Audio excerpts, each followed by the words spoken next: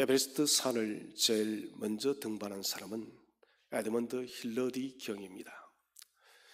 에드먼드 힐러리가 역사적으로는 가장 먼저 등반하였다고 기록되어지고 있지만 사실 텐징 노르가이라는 세르파가 없었으면 힐러리는 등반할 수가 없었습니다. 세르파는 말 그대로 짐꾼이요 또 길을 안내하는 사람입니다. 이 세르파 텐징 노르가이가 에베레스트 등반대의 모든 길을 인도한 것이에요. 그 지역의 길들은 낯설고 언제 어느 곳에 눈사태가 일어날지 알 수 없기 때문에 세르파의 위치는 절대적이라는 것이죠. 마찬가지입니다. 저와 여러분이 이 땅을 살아가면서 우리가 천국 가는 그날까지, 이 땅의 생명을 마치는 그날까지 누가 우리를 하나님 길로 인도하는가, 이것은 가장 중요한 문제입니다. 오늘 성경은 우리에게 대제사장 예수 그리스도를 소개하고 있습니다. 대제사장은 두 가지 측면에서 고리가 되어져야 됩니다. 첫 번째는 하나님과의 측면 속에서는 하나님께서 받으시기에 합당한 대제사장인가, 다시 말한다면 모든 인류의 죄가들을 속죄할 수 없는 허물 없는 완전한 대제사장인가, 이것을 보신다는 것이에요. 여기에 흡족한 분은, 만족한 분은 예수 그리스도 한 분밖에 없습니다. 두 번째는 인간적 관점입니다. 사람에게 그 대제사장은 합당한가? 다시 말한다면 사람의 아픔과 고통과 절망과 저 죽음의 아픔을 그 대제사장은 얼마나 알고 있는가? 이 두 가지 문제가 대제사장에 있어 가장 중요합니다. 오늘 저와 여러분이 생각할 것은 인간적 측면입니다. 고난주간을 맞이하면서 우리 주님께서 우리의 대제사장이 되어 주셨는데 그분은 우리의 관점 속에서 얼마나 우리에게 합당하고 적합한 대제사장이셨는가, 이것을 우리가 생각하자는 것이죠. 히브리서 5장 2절을 보시면 이런 말씀이 있습니다. 자기도 연약에 휩싸여 있습니다. 주님께서도 인간의 연약함 속에 휩싸여 있었기 때문에 무식하고 무지하고 알지 못하는 우리들의 허물을 감싸 안으시고 용서하실 수 있다는 것입니다. 우리는 우리에게 가장 적합하신 대제사장 예수 그리스도를 생각할 때에 왜 이분이 우리에게 가장 적합한 대제사장이 되신지를 생각해야 될 것입니다. 첫 번째는 기도와 간구의 대제사장 예수 그리스도십니다. 기도와 간구로서 그분은 이 땅에서 공생의 모든 생애를 보내셨기 때문에 우리에게 대제사장으로 적합하시다는 것이죠. 그러면은 왜 예수님께서는 기도와 간구의 삶을 사셨습니까? 자, 첫 번째는 육체의 약함을 소유했기 때문에 기도와 간구의 삶을 사셨습니다. 굉장히 이것은 중요한 내용입니다. 육체의 약함을 소유했다. 하나님의 완전하신 아들이지만 그러나 그분도 육체의 연약함을 소유한 분이 있었다. 곧 우리와 성정이 똑같은 인간이 있었다는 것입니다. 우리 7절 말씀을 다시 한번 함께 합독하도록 하겠습니다. 시작. 그는 육체에 계실 때에 자기를 죽음에서 능히 구원하실 이에게 심한 통곡과 눈물로 간구와 소원을 올렸고 그의 경건하심으로 말미암아 들으심을 얻었느니라. 자, 이게 육체에 계실 때, 이 말은 그가 완전한 사람으로 살아 계셨을 때, 하늘의 높은 보좌를 버리시고 사람의 몸을 입으시고 이 땅에 사셨던 그 공생의 그때를 우리에게 말씀을 하고 있다는 것입니다. 공생의 인간으로 사셨을 때 주님은 우리와 동일한 인생의 아픔과 인생의 슬픔과 인생의 수고와 고통을 겪었다는 것입니다. 나사로의 죽음 앞에서도 주님은 눈물로서 슬픔을 나타내셨습니다. 많은 사람들과 함께 동고동락하면서 함께 웃고 함께 울고 함께 기뻤던 분이 바로 우리 주 예수 그리스도시라는 것이에요.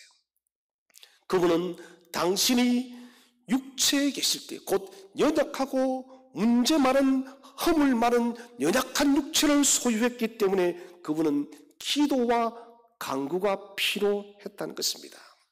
사실 우리 예수님은 하나님이시기 때문에 그분이 무엇이 필요한 것이 아닙니다. 그러나 육체의 몸을 입고 오셨고 인간이 있었기 때문에 그분은 성부께 기도와 간구의 본을 보여주었던 것입니다. 이 말은 너희도 이렇게 살아라는 것입니다.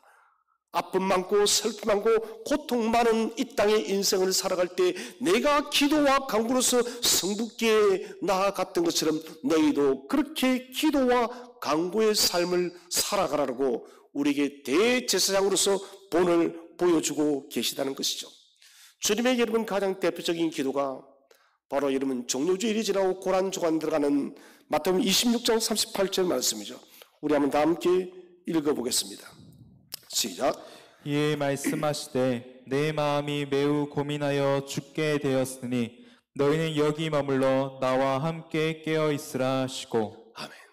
겟세마네에서 주께서 기도하실 때 내 마음이 매우 고민하여 죽게 되었으니, 여러분 성자 예수 그리스도께서 지금 죽게 되었으니 내 마음이 너무나도 고통스럽고 아프다는 것입니다. 이것은 무엇을 이야기하고 있습니까? 육체를 입으신 예수 그리스도, 그분의 연약함을 우리에게 말씀해 주고 있다는 것입니다. 마음이 매우 고민하여 죽게 되었으니 십자가 앞에 선 인간으로서의 예수 그리스도의 연약하심을 우리에게 그대로 보여주고 있다는 것입니다. 이것은 예수님께서는 하나님의 아들이셨지만 우리와 동일한 연약한 육체를 입으신 예수 그리스도시라는 것입니다. 이렇게 주님께서는 습관을 따라 기도와 간구의 생애를 보내셨습니다. 왜요?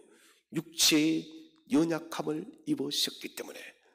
이를 통하여 우리에게 촉구하고 있습니다. 내가 육체의 연약함 속에서 이 육체의 연약함을 이길 수 있던 것은 기도와 간구의 삶이었어. 나는 너희에게 기도와 간구의 본을 보이니 너희도 기도와 간구로서 육체의 연약함을 이기라는 것입니다. 사랑하신 여러분, 우리가 슬픔과 낙심과 고통의 선 시간에 머물러 있습니다.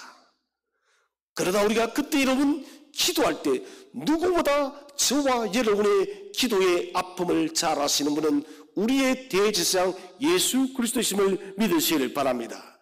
주님께서 그렇게 고통하셨기 때문에 주님께서 겟세마네에서 피가 땀방울이 되기까지, 여러분에서 핏줄이 터지고 동맥이 터져서 피가 흘러나온 것입니다. 온 진액을 다 쏟으면서 기도하신 분이 바로 예수님이십니다. 그래서 성도가 기도할 때 그 기도의 아픔과 그 기도의 고통과 기도의 눈물을 가장 잘 아시는 분은 바로 예수 그리스도시라는 것이에요. 그래서 성도의 기도는 힘이 있고 성도의 기도는 소망이 있다는 것입니다.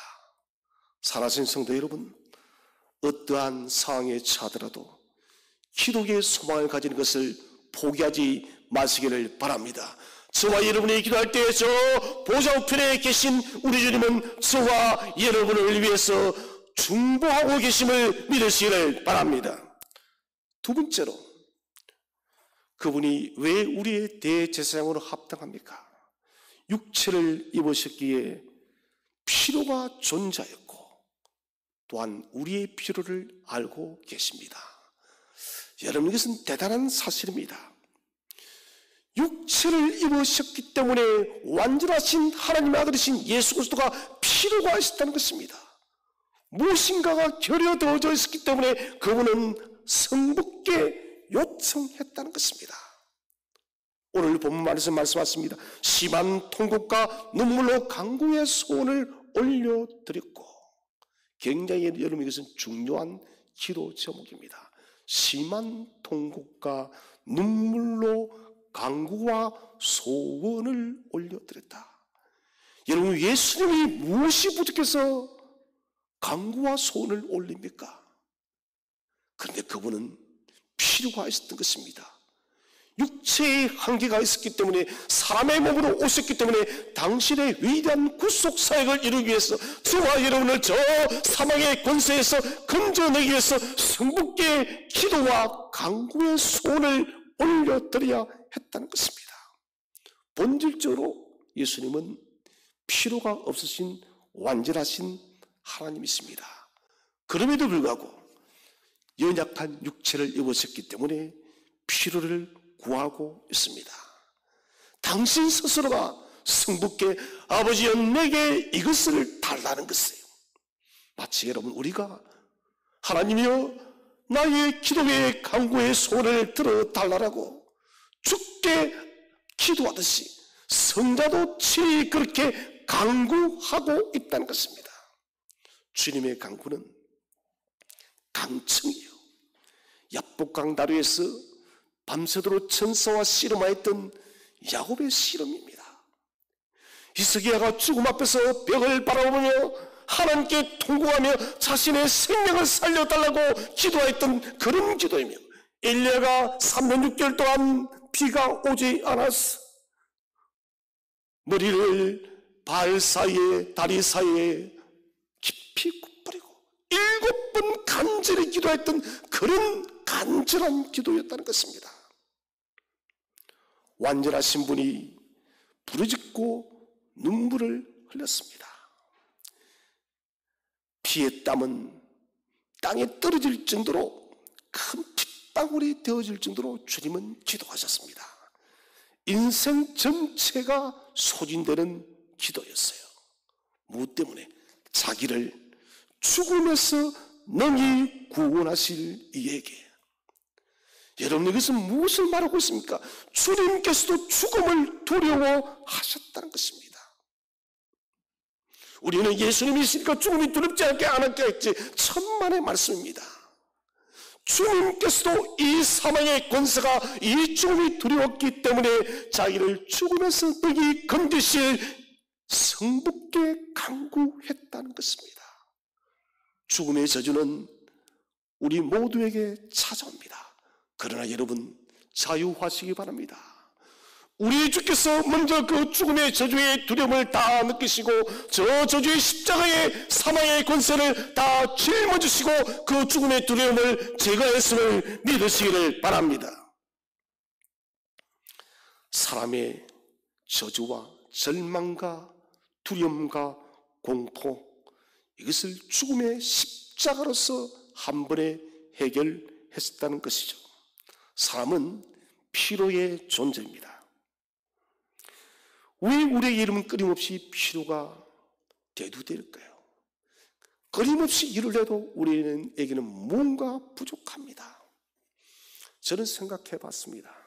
사람이 아무리 돈이 많고 높은 권력, 명예를 소유한다 할지라도 이 필요는 채워지지 않습니다. 잘 아시잖아요. 세계의 가장 부자였던 록펠러에게 당신은 얼마나 더 많은 돈이 있으면 되게 만족하십니까? 그때 록펠러의 말이 유명하죠. 조금만 더. 이게 여러분 인간의 욕망인 것입니다. 끊임없이 필요가 우리에게는 있다는 것입니다. 완전하신 예수님도 성부께 필요한 것을 간구했습니다. 여러분, 그렇다면 저와 여러분의 필요를 누구보다 주님은 더 잘 알고 계심을 믿으시기를 바랍니다. 여러분, 필요하다면 주저하지 마시고 누구보다 우리의 필요를 더 잘 아시는 예수 그리스도께 간구하시기를 바랍니다. 12년 동안 혈루증으로 고통받던 여인, 작은 경부암이죠. 이 여인이 이 혈루증으로 얼마나 많은 고통을 받았습니까? 이 병을 고치기 위해서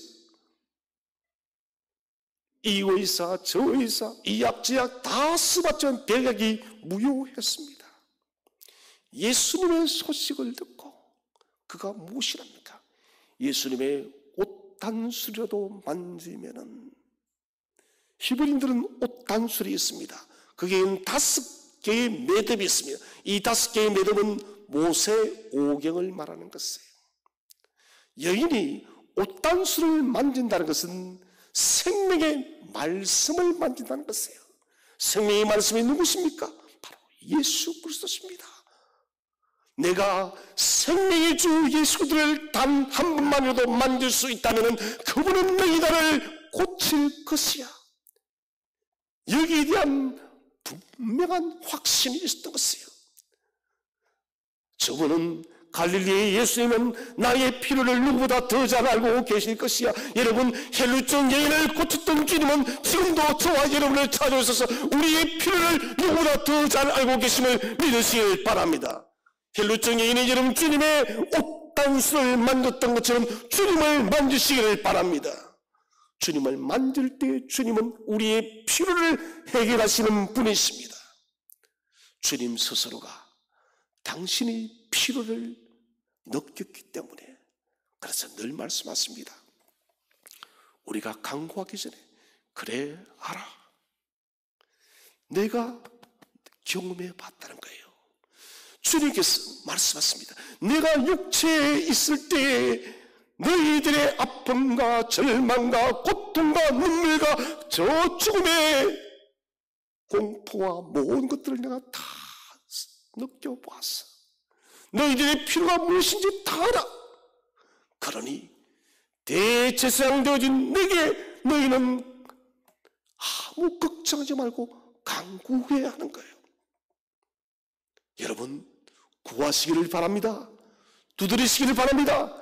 찾으시기를 바랍니다. 생명의 주께서 우리가 구하고 두드리고 찾을 때 우리의 필요를 채워줄 줄로 믿으시기를 바랍니다.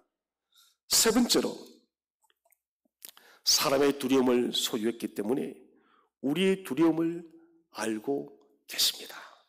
저는 여기에서 너무나도 큰 위로를 받았습니다. 주님도 두려움을 가지고 계셨다. 주님도 공포심을 가지고 계셨다. 그래서 우리의 두려움과 우리의 공포를 누구보다 더 잘 아신다. 오늘 7절 말씀을 보시면 이런 말씀이 나옵니다. 7절, 그는 육체에 계실 때에 자기를 죽음에서 너희 구원하실 이에게 심한 통곡과 눈물로 간구와 소원을 올렸고 그의 경건하심으로, 이 경건하심으로, 이 번역 예전 번역에 보면은 두려워하심으로 되어 있습니다. 저는 이 번역이 더 맞다라고 생각합니다. 다시 한 번 번역하자면 죽음에서 너희 구원하실 이에게 심한 통곡과 눈물로 간구와 소원을 올렸고 그의 두려워하심으로 말미암아 들으심을 얻었느니라. 인생에 대한 두려움인 것입니다. 주님의 이 두려움은 죄와 관련된 두려움이 아닙니다. 주님은 죄가 없으시기 때문에 하나님의 제물이 될 수가 있는 것입니다. 사람으로서 살아가는 두려움인 것입니다. 사람으로 살아가기 때문에 자연적으로 느끼는 두려움을 주님은 가지고 계셨다는 것이에요. 실제로 주님께서 공생애를 살아가실 때 유대인들의 핍박과 종교 지도자들이 주님을 죽이려고 할 때 주님은 피해 가셨습니다. 여러분, 사도 바울이 전도여행을 진행할 때 그가 유대인들의 여러분 그 공격에 늘 여러분 담대했을까요? 천만의 말씀요. 사도 바울도 두려움 속에 사로잡힐 때가 한두 번이 아니었습니다. 유라굴레 그 광대한 그 광포 앞에 섰을 때 그런 두려움이 앞섰습니다. 주님도 사람으로 오셨기 때문에 당신을 위협하는 많은 문제들에 대해서 두려움을 가지고 계셨습니다. 빌라도의 재판정 앞에 서서 주님은 그 채찍질을 맞으실 때 여러분 그 채찍의 공포가 채찍의 두려움이 없어질까? 아닙니다. 여러분. 그 채찍이 어떤 채찍인지 아시잖아요. 그때는 여러분 쇳덩이가 달려 있습니다. 한 번 내리칠 때마다 살점이 떨어지고 뼈까지 없어지는 것이 로마 병적의 채찍입니다. 저주의 십자가에 못 박힐 때 가장 고통스러운 죽음을 당했을 때 주님이 왜 두려움이 없었겠습니까? 십자가의 죽음은 두려움의 궁극적 실제였습니다. 주님께서 담대하시던 것은 두려움이 없었기 때문이 아닙니다. 두려움을 이기는 믿음의 힘 때문에 주님은 담대했음을 확신하시길 바랍니다. 이것은 우리에게 중요한 소망을 줍니다. 요한복음 16장에서 우리에게 말씀하셨죠. 너희가 세상에서 환난을 당하나 담대하라. 내가 세상을 이기었노라. 두려워하지 말라는 것입니다. 주께서 두려움 속에서도 두려움을 이기는 믿음의 힘을 소유했듯이 우리도 동일하게 믿음의 힘을 소유할 때 주님께서 두려움을 이겨낸 것처럼 저와 여러분도 모든 두려움을 극복할 줄로 믿으시길 바랍니다. 그래서 주님은 죽음의 두려움을 이겨냈습니다. 죽음의 두려움 앞에서 평안을 소유하셨고, 그리고 마지막 그분은 당신의 생명을 성부께 맡길 수가 있었습니다. 인간이라는 존재는 두려움으로 시작해서 두려움으로 마칩니다. 사는 삶의 과정 전체가 여러분 두려움입니다. 평생을 살아가다가 마지막이 되었을 때 사람은 두려움에 봉착합니다. 그 두려움은 결정적 두려움이죠. 바로 죽음의 두려움입니다. 두려움이란 것은 단순한 심리적 현상이 아니에요. 사람이 직면하고 살아가는 삶의 현장에서 직접적으로 경험하는 것이 바로 두려움입니다. 두려움을 좀 줄이기 위해서 사람들은 다양한 활동과 취미 활동과 두려움을 떨치기 위한 여러 일들을 하지만 그러나 두려움의 실제는 사라지지 않습니다. 모든 여름 두려움이 사라졌다 할지라도 사망의 두려움은 결코 사라지질 않아요. 갈릴리 바다를 항해하던 제자들을 기억하시기 바랍니다. 주님은 배의 고문에서 주무시고 계십니다. 큰 두려움의 풍랑이 여러분 배를 부수어버릴 듯 했습니다. 제자들은 두려움 속에서 주님을 깨웁니다. 주님 일어나라고, 주님 우리를 도와달라고, 주님 우리가 죽게 된 것을 돌아보시지 않으십니까? 사랑하신 성도 여러분, 갈릴리의 바다를 잠재우신 주님은 지금 이 현장에도 저와 여러분의 삶의 두려움을 잠재우시는 분이심을 믿으시길 바랍니다. 여러분 그분을 깨우시기를 바랍니다. 그분을 만지시기를 바랍니다. 그분을 터치하시기를 바랍니다. 주님을 터치하실 때 주님은 찾아오는 것이에요. 주님은 당신이 두려움을 경험했기 때문에 우리가 두려워하는 것을 누구보다 더 잘 아시는 대제사장이 되는 거예요. 우리가 하나 두려워하면 주님은 둘을 아세요. 그래, 내가 십자가의 그 두려움을 경험했어. 내가 너의 인생의 두려움을 내가 왜 모르겠니? 너의 삶의 현장 속의 두려움에 폭풍과 몰려올 때마다 너는 주저하지 말고 나를 터치해, 나를 깨워, 나를 불러, 내가 너를 도와주마. 주님은 지금 우리에게 말씀하시는 것이에요. 두려움을 경험하시고 두려움을 믿음으로 승리하신 예수 그리스도 그분만이 두려움의 실체를 제감을 확신하시기를 바랍니다. 그러므로 모든 두려움과 염려와 불안과 근심 속에 있는 성도 여러분, 예수 안에서 두려움과 불안의 근원을 제거하시기를 바랍니다. 주님은 해결하시는 분이십니다. 두 번째로 하나님의 아들로서 사신 대제사장 예수 그리스도, 다시 말한다면 그분은 하늘의 보좌를 버리고 그분 스스로가 하나님이십니다. 하나님의 그 보좌를 버리고 인간이 되어서 쉽게 말하면 우리처럼 자녀가 되었다는 것입니다. 좀 더 쉬운 비유를 하자면 그분은 맏형으로서 사셨다는 것입니다. 그 둘째 대지를 이렇게 표현할 수 있어요. 하나님의 자녀, 맏형으로서, 우리의 맏형으로서 사신 대제사장 예수 그리스도. 이것도 우리에게 엄청난 위안이 되어집니다. 우리의 대리자가 되셔서 주님은 먼저 우리에게 본을 보여주었던 것입니다. 내가 이렇게 살았으니 너희도 이렇게 살면 된다는 것이에요. 우리 8절 말씀을 다 함께 한번 읽어보겠습니다. 8절 5장 8절 말씀 시작. 그가 아들이시면서도 받으신 고난으로 순종함을 배워서. 아멘. 그가 아들이시면서도 받으신 고난으로 순종함을 배워서. 이 말은 직접 하나님의 자녀다면은 이렇게 살아라는 것입니다. 내가 이렇게 사느니 너희도 이렇게 살면 된다는 것입니다. 이 말은 바꾸고 말하자면 아무리 그 현장이 어렵고 힘들다 할지라도 내가 살아서 승리했으니 너희도 승리한다는 거예요. 자, 첫 번째는 성부의 아들이지만 사람과 동일하게 고난을 통해 배우셨습니다. 사실 우리 예수님은 고난을 당할 이유가 없는 분입니다. 저 천상의 보좌에 계신 영광의 아들이십니다.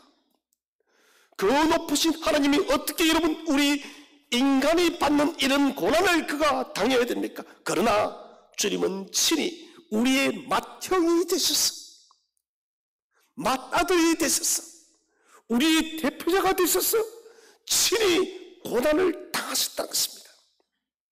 모든 육체의 절망과 저주를 짊어지고 주님은 살아가셨다는 것이에요. 인류의 근원적 고난을 친히 지신 것입니다. 그분이 친히 지셨기 때문에 저와 여러분도 인생의 고단한 고난의 짐도 우리가 이겨낼 수가 있다는 것입니다. 하나님의 아들 된 예수 그리스도, 그분도 고난을 피해가지 못했습니다. 도리어 고난을 통해서 배우셨습니다. 무엇을 배웠을까요? 고난을 통해서 하나님의 자녀 되어진 것을 깊이 배웠다는 것이에요. 이것은 굉장히 여러분 중요한 말씀이죠. 고난당한 것이 내게 유익이 되어지는 것은 다른 것이 아니라 고난을 통해서 저와 여러분이 하나님의 자녀 되어진 것을 경험하게 되어지는 거예요. 예수님도 똑같은 것입니다. 원래 그분은 하나님의 아들입니다. 그런데 우리처럼 고난을 통하여 당신이 하나님의 아들 되어졌다는 것을 경험했다는 것입니다. 이것은 굉장히 중요한 메시지죠. 그냥 당신이 하나님의 아들 된 것을 경험한 것이 아니라 우리처럼 이 땅에서 수많은 인생의 광야의 고난들을 통하여 그 고난이 축적되어져서 그 안에서 자신이 하나님의 자녀 되어진 것을 발견했다는 것입니다. 사랑하는 성도 여러분, 고난이라는 것은 하나님의 자녀들이 반드시 겪는 시간입니다. 이것은 주님께서 고난을 세상에서 고난을 당했기 때문에 우리도 여러분 고난을 피해갈 수가 없는 것입니다. 그래서 우리는 고난의 시간대에는 우리 자신을 깊이 생각하시기를 바랍니다. 고난을 통해서 세상과 구별되어진 사람으로 우리가 만들어짐을 믿으시기를 바랍니다. 여러분, 예수 그리스도가 우리의 구원적 구원자 대상이 되어진 것은 십자가의 고난을 통해서 배웠기 때문에 그래요.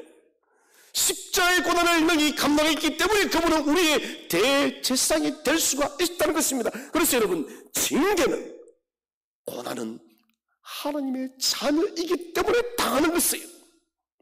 세상 사람들은 자신의 잘못으로 당하는 것이지만 하나님이 저와 여러분을 징계하고 하나님께서 저와 여러분을 고난을 주는 것은 우리를 사랑하기 때문이에요. 너희 나의 자녀 되었다는 것을 알게 하기 위해서. 여러분, 고난 앞에 있습니까?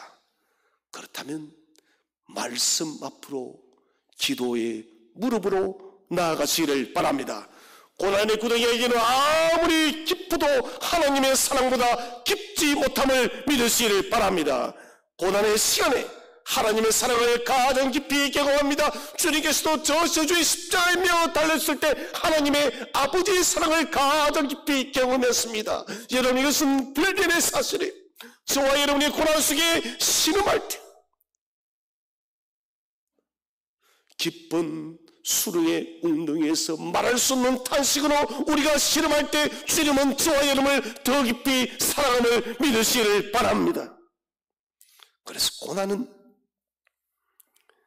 우리를 그리스도께 더 깊이 인도하는 시간입니다.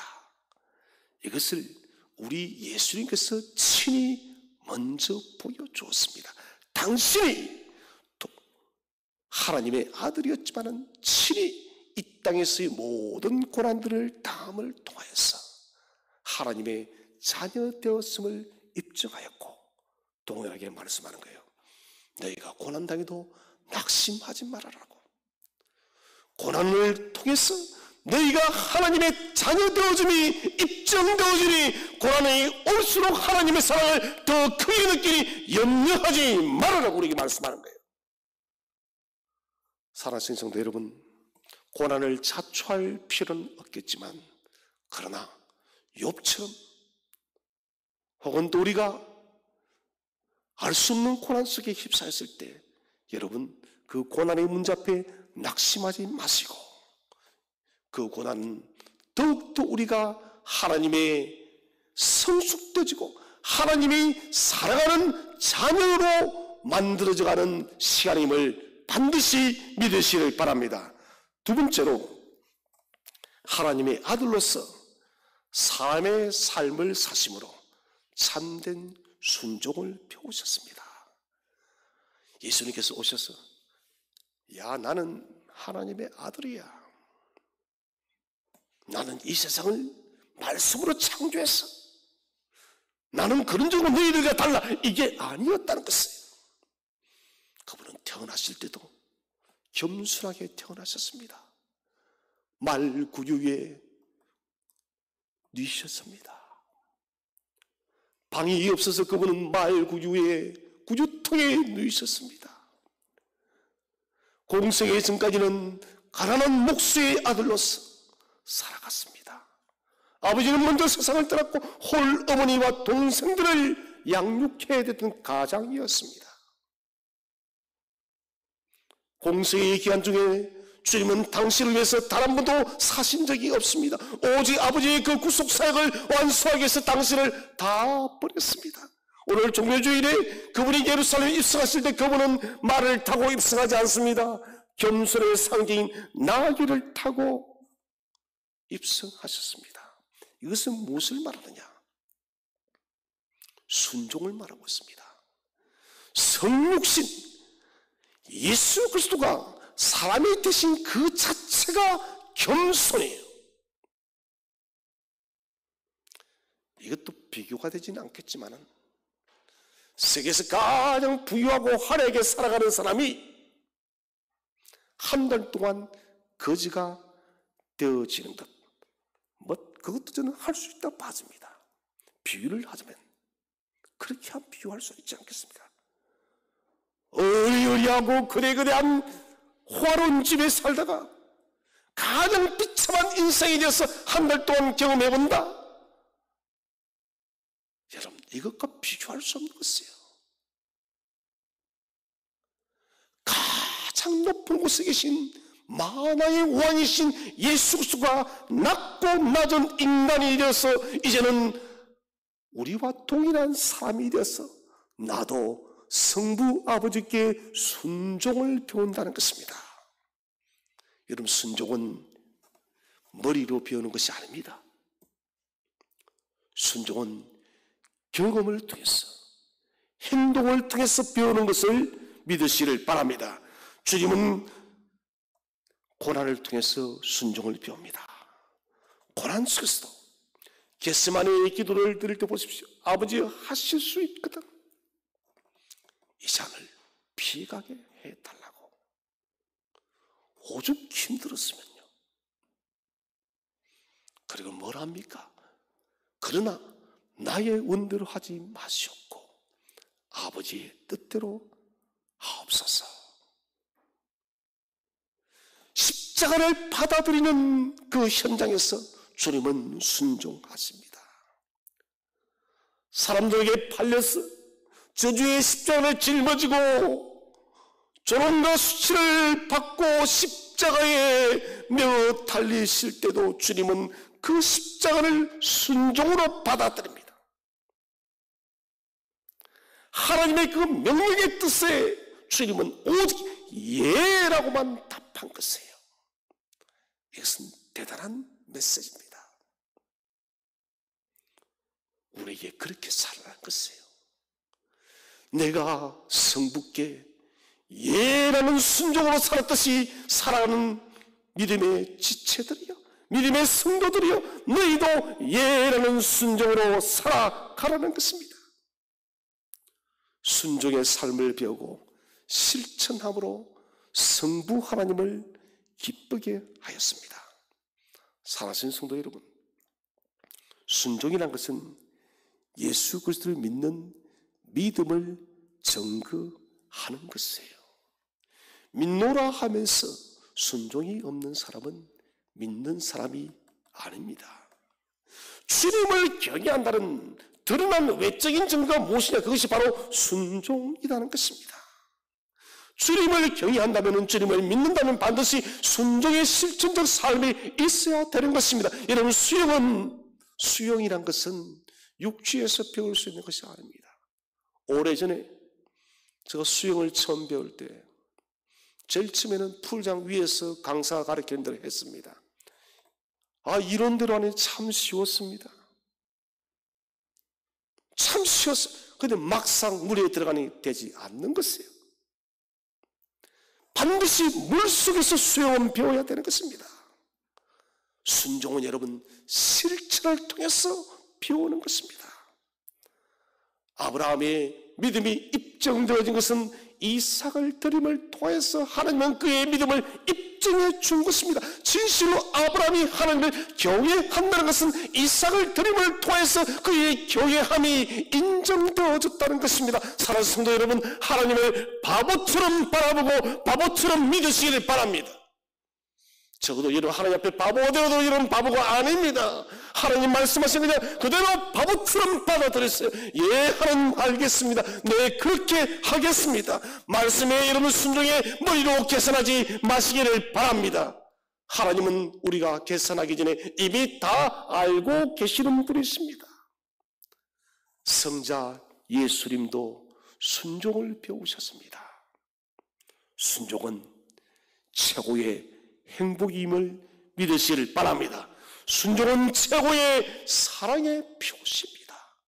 저는 이번 우리가 고난주간을 맞이하면서 예수 그리스도의 순종을 저와 여러분의 삶 속에 체질화해서 순종함으로 하나님을 더 깊이 사랑함을 입증하는 저와 여러분이 되시기를 바랍니다. 세 번째로 구원자로서 대제사장 예수 그리스도십니다. 주님은 기도와 간구로 나아갔댔습니다. 육체에 계실 때에. 그 다음에 고난 속에서 그분은 순종을 배웠댔습니다. 무엇을 위해서? 왜 그분은 기도와 간구로서 살아가셨고 타는 자로서 사셨고 왜 그분은 고난 속에서도 순종을 배웠는가? 어떤 목적을 위해서? 그 이유는 우리 성경 말씀 읽어보겠습니다. 9절 말씀, 9절을 다 함께 읽겠습니다. 9절 시작.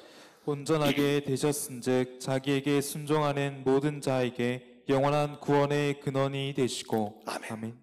9절 말씀은 주께서 그렇게 기도와 간구에 타는 자로 사셨고 고난 속에서도 당신의 그 영광의 보좌를 버리고 사람으로서 우리처럼 순종을 배웠던 것은 바로 첫 번째는 완전하신 구원주 예수 그리스도가 되기 위해서 우리를 위한 완전하신 구원주 예수 그리스도가 되어지기 위해서요. 십자가의 고난으로 말미암아서 그분은 온전해졌습니다. 십자가의 고난으로 자신의 직분을 충분하게 이행할 수가 있게 됐습니다. 주님의 구원에는 부족함이 없음을 믿으시기를 바랍니다. 우리의 죄는 저 극단까지 이른 뿌리가 내려졌습니다만, 그러나 주님의 사죄의 속죄의 그 은혜는 우리의 타락보다 더 깊이 내려갔음을 믿으시기를 바랍니다. 그래서 여러분, 용서받지 못할 죄인은 아무도 없습니다. 왜요? 그분은 완전하신 구원주이기 때문에 구원의 필수 불가이란 모든 일을 완전하게 성취하였기 때문에 구원받지 못할, 용서받지 못할 인간은 없다는 것입니다. 우리가 비참한 가운데 살아도 구원받을 만한 가치가 아무것도 없어도 주님은 저와 여러분을 구원하기에 충분한 완전한 분이심을 믿으시기를 바랍니다. 두 번째로, 구원의 근원이 되신 예수 그리스도십니다. 오늘 9절에 보시면 구원의 근원이 되시고, 이 말은 구원의 창시자라는 것입니다. 구원을 최초로 만든 분이라는 것입니다. 여러분, 구원은 그리스도와 함께 시작하고 그리스도와 함께 진행되어지고 그리스도와 함께 완성되어짐을 확신하시기를 바랍니다. 주님은 사람이 되어서 우리 속으로 찾아오신 것은 다른 것이 아닙니다. 우리와 교제하기 위해서 사람이 되신 하나님, 우리 속으로 찾아오셔서 우리와 교제해서 하나님의 마음을 좀 더 깊이 정하기 위해서 그래요. 여러분, 한번 생각해 볼까요? 독생하신 예수 그리스도가 이 땅에 오시지 아니하시고 말로서 내가 너희를 구원하노라 했다 우리는 그렇게 감동받지 않을 것입니다. 주께서 친히 사람의 몸을 입고 사람이 되셔서 우리가 받아야 할 그 저주의 그 사망의 권세를 십자가에서 모두 다 받았기 때문에 우리는 100번, 1000번, 10,000번 그분의 은혜에 감격한다는 것입니다. 이것은 무엇을 말하냐? 당신의 고통받음을 통하여 우리와 교제하겠다는 것입니다. 주님이 부활하셨고 갈릴리 바다로 찾아갔습니다. 제자들은 낙심해서 고기를 잡고 있었죠. 주님은 제자들에게 그물을 내리라 합니다. 그물을 내렸더니 배가 하한 그물 한 그릇 고기가 잡힙니다. 베드로는 놀라서 예수님을 알고 옷을 걷어 올리고 뛰어오죠. 그때 주님은 조반을 준비하셨습니다. 자신이 준비한 생선과 그리고 제자들이 짜온 생선을 같이 준비하라. 이것은 무엇을 말하냐? 교제를 말하는 거예요. 저는 그 현장이 보존되어 있는 교회를 성지순례 동영상을 통해서 봤습니다. 바로 거기에 기념교회가 서 있습니다. 바로 바닷가 옆이에요. 주님께서 불을 피웠던 그 현장도 그대로 보존이 되어 있습니다. 여러분, 교제하시는 주님은 우리의 감정을 더욱더 깊이 이해하시는 분이라는 것입니다. 당신께서 구원을 창시하실 때, 구원을 계획하신 구원을 만드실 때 말로서 만든 것이 아니라 친히 직접적으로 그 구원을 실행하심을 통하여 우리와 더 깊이 교제하고 우리를 더 깊이 사랑한다는 것입니다. 구원의 위대한 체계, 저와 여러분이 우리가 아주 작은 부분이라도 쓴 적이 있다면 예수님은 구원의 저자가 아닙니다. 구원이란 위대한 책은 오직 전적으로 주님께서 단독적으로 집필하였음을 믿으시기를 바랍니다. 주님만이 이 구원의 책을 집필하고 완성했다는 것입니다.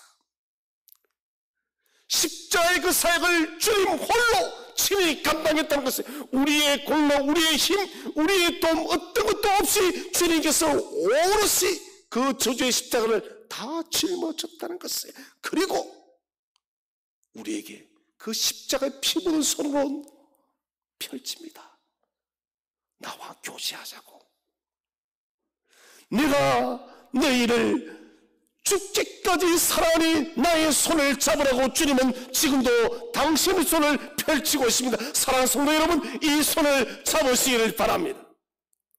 이 손을 잡아야 돼요. 세 번째는 영원한 구원을 이루신 예수 그리스도. 영원한 구원. 사람을 위한 구원을 준비했을 때 사라질 구원을 주님은 준비하지 않았습니다.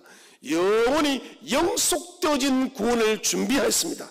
이사야 45장 17절 말씀을 다 함께 읽어보겠습니다. 이사야 45장 17절. 이사야 45장 17절. 시작. 이스라엘은 여호와께 구원을 받아 영원한 구원을 얻으리니 너희가 영원히 부끄러움을 당하거나 욕을 받지 아니하리로다. 아멘. 아멘. 이스라엘은 여호와께 구원을 받아 영원한 구원, 주님께서 십자가에 주신 구원은 사라질 구원이 아니라 없어질 구원이 아니라 영원한 구원임을 확신하시길 바랍니다.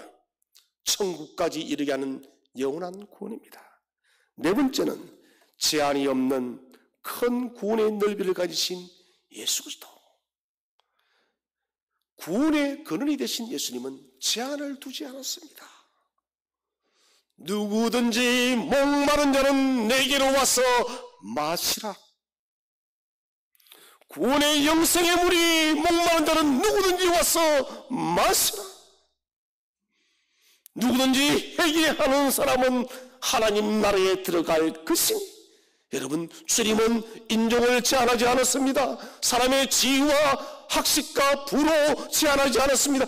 누구든지 목마른 자를 와서 마시라고 위대한 초청을 하고 있습니다. 구원은 넓이가 제한이 없습니다. 주의 말씀에 순종하고 회개하면 누구든지 하나님의 위대한 구원을 받아 누릴 줄로 믿으시기를 바랍니다. 우리의 아픔과 고통과 절망을 가장 잘 아시는 대제사장 예수 그리스도. 이분은 저와 여러분을 건지기 위해서 당신 스스로가 제물이 되셨습니다.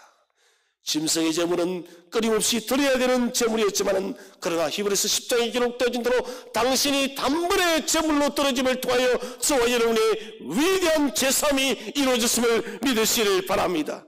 우리의 아픔과 수고와 절망과 슬픔과 낙심과 두려움과 죽음의 공포를 누구보다 더 잘 알고 계시는 대제사장 예수 그리스도, 이분께 저와 여러분의 인생을 맡기시기를 바랍니다. 이분을 붙드시고 이 험난하고 고통 많고 슬픔 많은 이 세상을 우리의 완전한 대제사장 예수 그리스도와 함께 믿음으로 걸어가는 저와 여러분 되시기를 주의 이름으로 축원드립니다.